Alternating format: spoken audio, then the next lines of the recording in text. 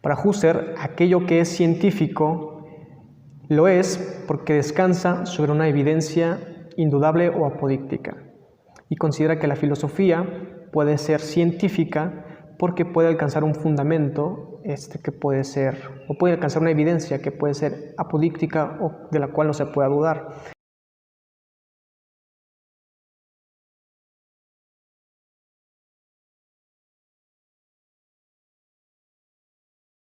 Bueno, Husserl nace en Prossnitz el 8 de abril de 1859 en una pequeña región de Olomouc que está ahí en República Checa. Él es de formación matemática, sus padres tenían una posición económica acomodada y esto le permitió ir a una serie de universidades de muy buena categoría. Iba a Leipzig, fue a Berlín y finalmente estudió matemáticas en Viena, en donde encontró a su maestro Franz Brentano, que fue el que le abrió el panorama filosófico, porque en ese tiempo Brentano daba clases de Aristóteles y de filosofía escolástica en Praga y en Viena. Y coincidieron en Viena y entonces le deslumbró la materia de Brentano y se interesó por la filosofía, sabiendo que él inicialmente es de formación matemática. De hecho, se puede clasificar la vida académica de Husserl en 3 universidades. Primero es alumno y es profesor en Halle, en donde publica obras fundamentales como puede ser la filosofía de la aritmética o las investigaciones lógicas. Después tenemos una segunda universidad que es Gotinga, en donde aporta nuevos textos que ya son un poco más de corte filosófico, porque si te das cuenta la Universidad de Halle tiene textos un poco más inclinados a las ideas matemáticas. Por ejemplo, el preguntarse por la filosofía de la aritmética ya es de carácter un poco más matemático-filosófico. En Gotinga publica un artículo que es fundamental para la fenomenología trascendental, que es la filosofía como ciencia estricta. Él lo publica en la revista Logos y también publica otro libro que es elemental en la fenomenología, que es Ideas para una fenomenología pura y una filosofía fenomenológica. Tenemos un tercer periodo académico que es en Friburgo, en donde publica otra serie de textos y ahí se queda hasta su jubilación. Esos serían como los 3 grandes momentos que se pueden encontrar en la vida de Husserl en un sentido académico.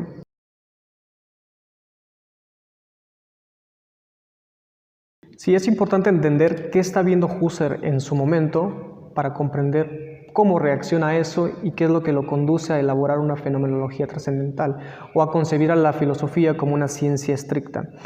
Él está viendo una suerte de escepticismo que es el positivismo. ¿Por qué entiende como escepticismo el positivismo? Porque considera el positivismo que lo único que te puede proveer de un saber científico son las ciencias particulares.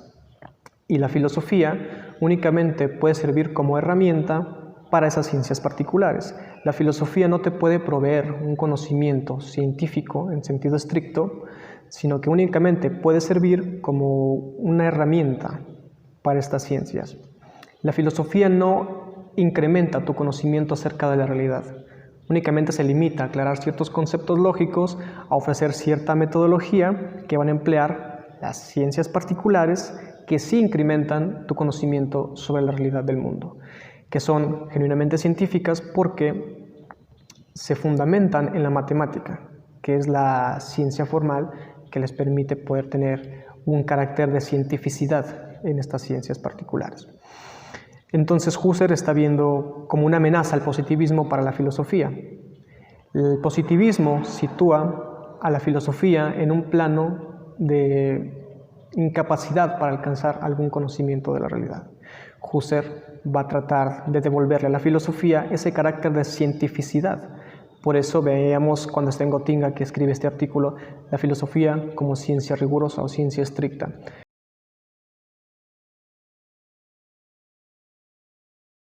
Para Husserl, ¿qué es la filosofía? La filosofía es una ciencia rigurosa. Es una ciencia estricta que tiene la aspiración a ser como la matemática, un rigor parecido al que tienen las matemáticas. Pero ¿qué sucede? Las matemáticas tienen este grado de cientificidad porque operan bajo la idea de la exactitud y la precisión, ¿de acuerdo? Y operan bajo una evidencia.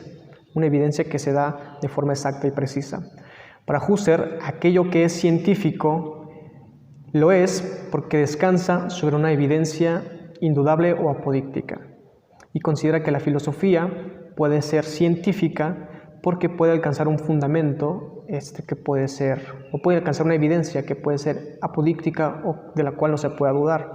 En este sentido, podemos hablar de las influencias que tiene Husserl. Una de ellas es René Descartes. Descartes le ofrece a Husserl el método a partir del cual se pone todo en duda para alcanzar un único punto que sea seguro a partir del cual se pueda proceder. Si nos damos cuenta en los textos introductorios a la fenomenología de Husserl, él te está enseñando, más que una filosofía, te está enseñando los pasos que debes seguir para filosofar. Es decir, te está mostrando un camino, un método para filosofar. Y eso es lo que le ofrece a Descartes, una metodología de la duda. Dudar de todo, y esto lo matizaremos más adelante cuando hablemos del epogé, dudar de todo para alcanzar una evidencia perfecta que nos permita fundamentar una filosofía que sea de carácter científico. Y esto nos conduce a otra concepción de la filosofía. Además de que es una ciencia rigurosa, es la ciencia que fundamenta el resto de las ciencias posteriores. La filosofía, en la medida en que encuentra un fundamento en sí misma, recordemos, cuando digamos filosofía hay que entender que Husserl habla de la fenomenología. Esta filosofía o fenomenología busca una evidencia perfecta. En la medida en que la encuentra es una ciencia, se vuelve científica la filosofía. Y al propio tiempo en el que encuentra una evidencia en sí misma y se fundamenta radicalmente a sí misma, sirve de fundamento para el resto de toda ciencia ulterior. Se puede entender como una autorreflexión de la humanidad. De hecho, Husserl tiene un artículo que se titula así tal cual, La filosofía como autorreflexión de la humanidad. En este sentido, la filosofía tendría el carácter de un conócete a ti mismo, una autorreflexión de la humanidad, en la cual por un proceso trascendental llega a conocerse y puede adquirir un nuevo sentido sobre la humanidad misma, ¿no? El hombre puede adquirir un nuevo sentido sobre sí mismo. Entonces esa sería otra concepción de la filosofía. Ahora, ¿cuál es el propósito de esta filosofía? Pues hay mucha discusión entre cuál es el sentido original de la fenomenología. Uno de los grandes fenomenólogos de nuestra época y que se mantiene todavía vivo y que es mexicano es Antonio Cirión Quijano, y según él, el propósito original de la fenomenología de Husserl es un propósito práctico que tiene como finalidad una ética que se desemboque en una moral, es decir, que sea una ética fundamentada absolutamente, que tenga un descanso en una evidencia perfecta y que de ahí pueda desplegarse para que la humanidad encuentre una suerte de guía en la fenomenología para que se mueva de forma segura y lo mejor posible en su transcurso por la Tierra. Eso sería como una concepción, más bien el propósito que tendría esta filosofía o la fenomenología de Husserl.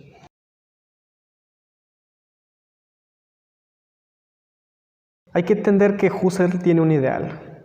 ¿Cuál es su ideal? El ideal de hacer de la filosofía una ciencia estricta, una ciencia rigurosa. ¿Cómo se lleva a cabo esto? Con una serie de métodos, una serie de caminos que nos permiten alzar la bandera de la filosofía con su carácter científico. Se requieren de varios conceptos para poder considerar la filosofía como una ciencia rigurosa, pero el que es fundamental y que nos permite realizar en un primer momento o dar ese primer paso es el concepto de la epogé. Epogé fenomenológica o epogé trascendental o simplemente epogé. La epogé es un concepto que tiene su origen en el escepticismo clásico y que se traduce del griego como suspensión. Husserl lo va a recuperar casi tal cual. ¿Y qué es lo que va a poner en suspensión Husserl? Va a poner la validez de la experiencia que tenemos del mundo. Se puede aclarar un poco mejor.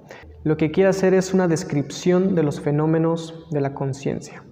O dicho de una forma más técnica, hacer una descripción de los contenidos intencionales de la conciencia. Descartes quería encontrar un fundamento o una evidencia apodíctica a partir de la cual desarrollar todo su pensamiento y pone en duda toda la realidad.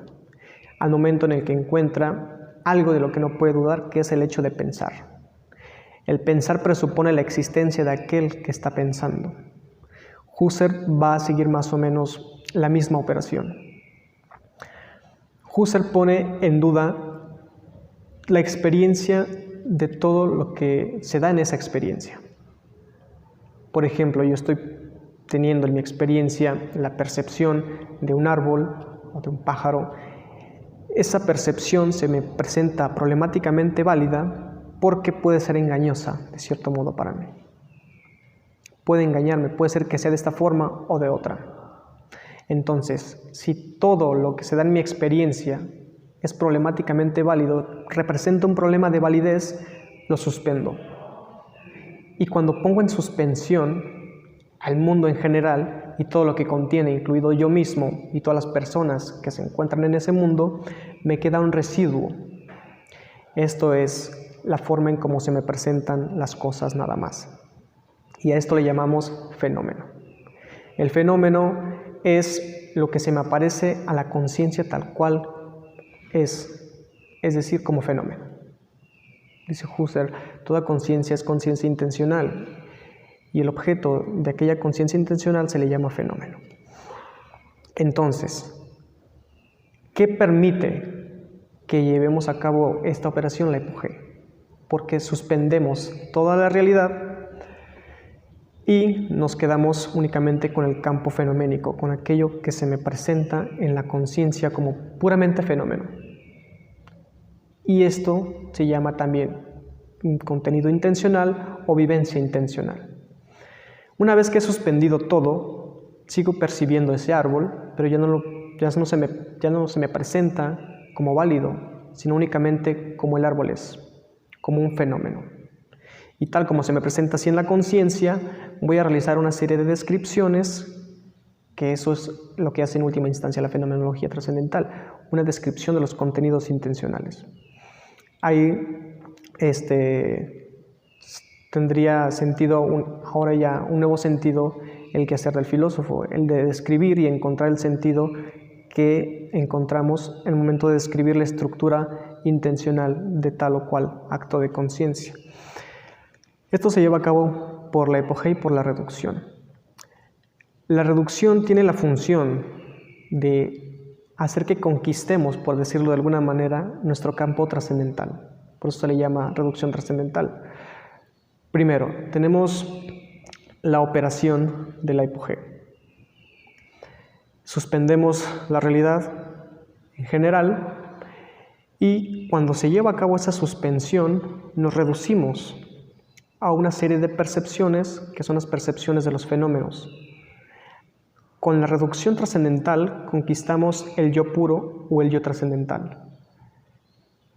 La misma palabra o el mismo concepto lo dice, nos reducimos, hacemos una reducción hacia un campo específico, hacia un campo trascendental, en donde ahora tengo una experiencia trascendental porque percibo trascendentalmente aquellos objetos, aquellos fenómenos, y ahí llevo a cabo una ciencia trascendental.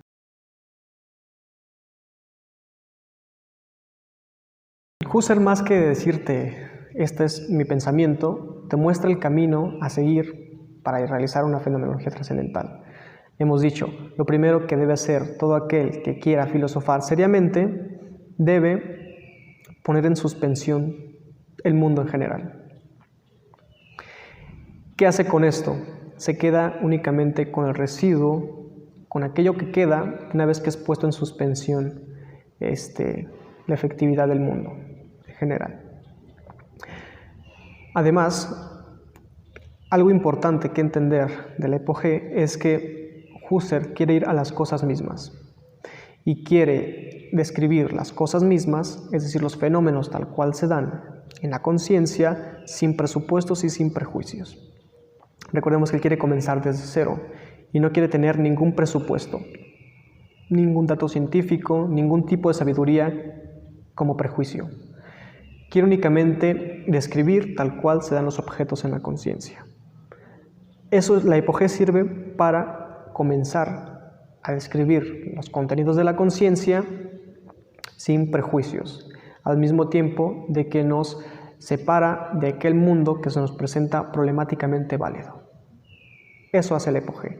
Con la hipogea sucede la reducción con la cual conquisto la esfera trascendental.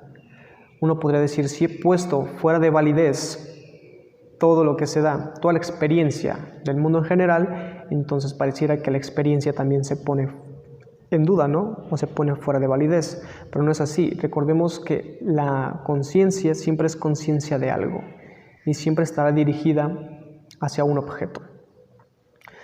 De modo que la experiencia no se pierde, sino que se mantiene ahora, pero en un aspecto trascendental. Recordemos que con la reducción nos movemos ya ahora en un campo trascendental, en donde tengo una experiencia trascendental, y ahora, en tanto que tengo una experiencia trascendental, puedo crear una ciencia trascendental. Esto es la fenomenología trascendental.